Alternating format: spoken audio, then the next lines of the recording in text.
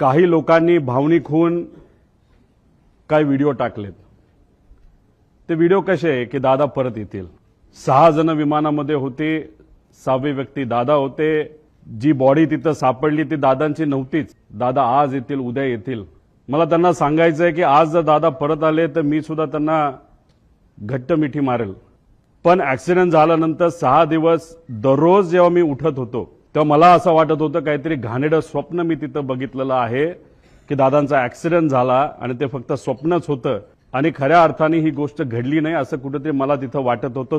कधीपर्यंत जेव्हा दादांचा एक स्वेटर तो सुद्धा जळलेला, त्यांची चप्पल, त्यांचं घड्याळ जे दररोज ते घालायचे आणि ते घड्याळ दादा कधी पण त्यांचा जो वेळ असतो ते 15 मिनिटं पुढे ठेवायचे। 9 वाजले त्या घड्याळात वाजले होते आणि ते जळलेलं घड्याळ बंद पडलेलं तिथं मी बघितलं आणि जे कोणी तिथं बघत होते त्यांच्या डोळ्यात अक्षरशः अश्रू होतं। कोणी निशब्द झाले होते, कोणाला काहीच बोलता येत नव्हतं।